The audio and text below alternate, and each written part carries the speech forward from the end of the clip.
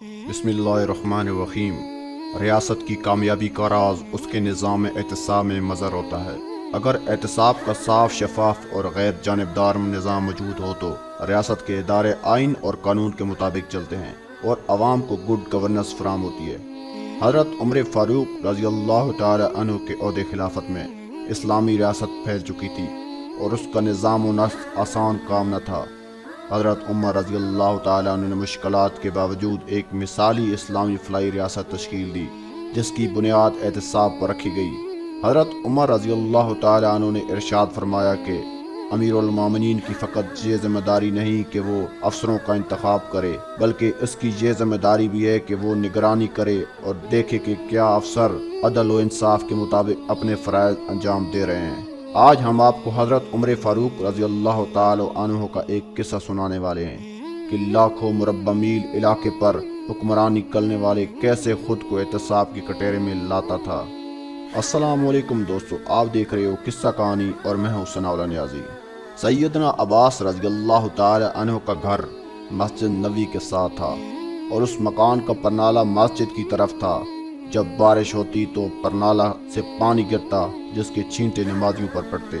सैयदना उमर रज़ी अल्लाह तआला अन्हु ने नमाजियों पर छींटे पड़ते देखे तो परनाले को उखाड़ फेंका। सैयदना अब्बास आए, देखा उनके मकान का परनाला उतार दिया गया है। जो पूछा ये किसने उतारा? जवाब मिला अमीरुल मोमिनीन ने नमाजियों पर छींटे पड़ते देखे तो उसने उतार दिया है। सैयदना अब्बास ने काजी के सामने मुकदमा दायर कर दिया।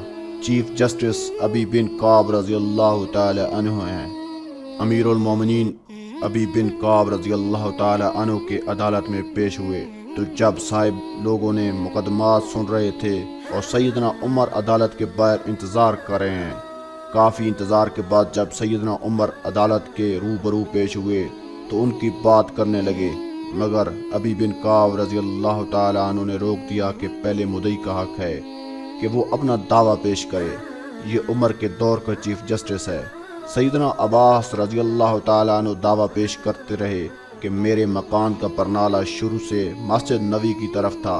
ज़माना नबी में सैयदना अबू बकर के दौर में भी यही रहा, लेकिन उमर ने मेरे मकान का परनाला मेरे अदम मौजूदगी में मेरी इजाज़त के बगैर उतार दिया है, लिहाजा मुझे इंसाफ चाहिए। चीफ जस्टिस अबी बिन काब रज़ी अल्लाह तआला अन्हु कहते हैं, आप बेफिक्र हैं, आपको इंसाफ मिलेगा। काजी ने सैयदना उमर से पूछा, आपने सैयदना अब्बास के घर का परनाला क्यों उतारा? 22 लाख मुरब्बा मील का हाकिम कटहरे में खड़ा होकर कहता है, सैयदना अब्बास के मकान का परनाला मस्जिद नबी की तरफ था। जब बारिश होती है परनाले से पानी बहता है और छींटे नमाजियों पर पड़ते हैं जिससे नमाजियों को परेशानी होती है, इसलिए मैंने इसे उतार दिया है। अबी बिन काब ने देखा कि सैयदना अब्बास कुछ कहना चाह रहे हैं। पूछा, आप क्या कहना चाहते हो? सैयदना अब्बास कहते हैं, ये जिस जगह मेरा घर है यहाँ रसूल पाक सल्लल्लाहु अलैहि वसल्लम ने अपनी छड़ी से मुझे निशान लगा कर दिया और मैंने इस जगह मकान बनाया।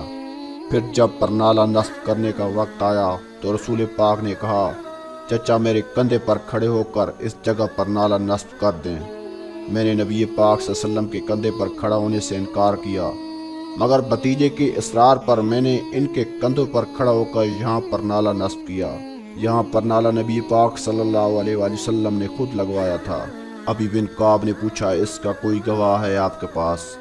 सैयदना अब्बास जल्दी से बाहर गए और कुछ इंसार को लेकर आए। इन्होंने गवाही दी कि सैयदना अब्बास सच कह रहे हैं। ये सुनते ही सैयदना उमर के होश उड़ गए और रोने लगे। आंसुओं की छड़ी लग गई। अपना प्यारा नबी याद आ गया और ज़माने नबी का मंजर नज़रों में घूमता रहा। अदालत में सबके सामने ये 22 लाख मुरब्बा मील का हाकिम सर झुकाए खड़ा है, जिसका नाम सुनकर कैसो कसरा के ईवानों में लर्जा तारी हो जाता था।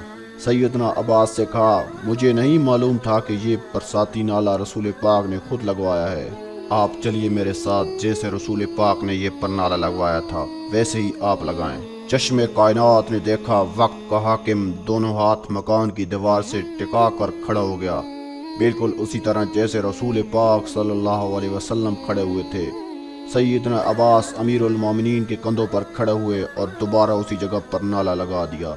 वक्त के हाकिम का ये सलूक देखकर सैयदना अब्बास रज़ी अल्लाह तआला अन्हु ने मकान मस्जिद नबी को वक्फ कर दिया। ناظرین، آپ کو حضرت عمر فاروق رضی اللہ تعالی عنہ کا ایک اور اثر انگیز واقعہ سناتے ہیں۔ خلیفہ ثانی حضرت عمر فاروق رضی اللہ تعالی عنہ نے 24 لاکھ مربع میل پر حکومت کی۔ راتوں کو اٹھ کر پہرا دیتے تھے اور لوگوں کی ضرورت کا خیال رکھتے تھے۔ کہتے تھے اگر کرات کے کنارے ایک کتا بھی پیاسا مر گیا تو کل قیامت کے دن آپ رضی اللہ تعالی عنہ سے اس بارے پوچھ ہوگی۔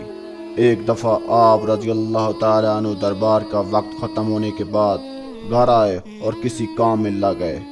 اتنے میں ایک شخص آیا اور کہنے لگا، امیر المومنین، آپ فلاں شخص سے میرا حق دلوا دیجئے۔ آپ کو بہت غصہ آیا اور اس شخص کو ایک دورہ پیٹھ پر مارا اور کہا، جب میں دربار لگاتا ہوں تو اس وقت تم اپنے معاملات لے کر آتے نہیں، اور جب میں گھر کے کام کاج میں مصروف ہوتا ہوں تو تم اپنی ضرورتوں کو لے کر آ جاتے ہو۔ بعد میں آپ کو اپنی غلطی کا اندازہ ہوا تو بہت پریشان ہوئے اور اس شخص کو جسے درہ مارا تھا بلوایا اور اس کے ہاتھ میں درہ دیا اور اپنی پیٹھ آگے کی کہ مجھے درہ مارو، میں نے تم سے زیادتی کی ہے۔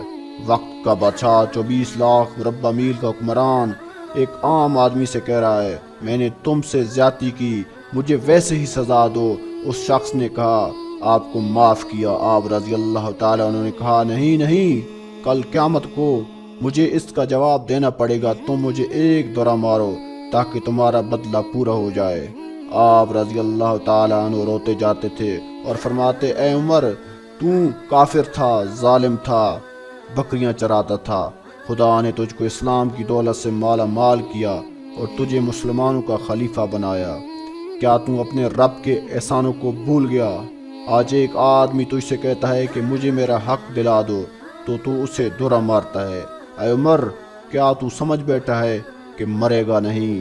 کل قیامت کے دن تجھے اللہ کو ایک عمل کے حساب دینا پڑے گا۔ حضرت عمر فاروق رضی اللہ تعالی عنہ اسی بات کو دہراتے رہے اور بڑی دیر تک روتے رہے۔ دوستو، امید کرتے ہیں ہماری یہ ویڈیو آپ کو پسند آئی ہوگی۔ ملتے ہیں اگلی ویڈیو میں، اپنا خیال رکھیے گا۔ اللہ نگہبان۔ مزید ایسی ویڈیوز کے لیے ہمارے چینل قصہ کہانی کو سبسکرائب کریں اور ساتھ گھنٹی والے نشان پر کلک کر دیں تاکہ ہمارا آئندہ آنے والی ہر ویڈیوز آپ تک سب سے پہلے پہنچ سکے، اور ساتھ کامنٹ باکس میں بتا دیجئے کہ ہمیں اگلی ویڈیوز کس موضوع پر بنانی چاہیے۔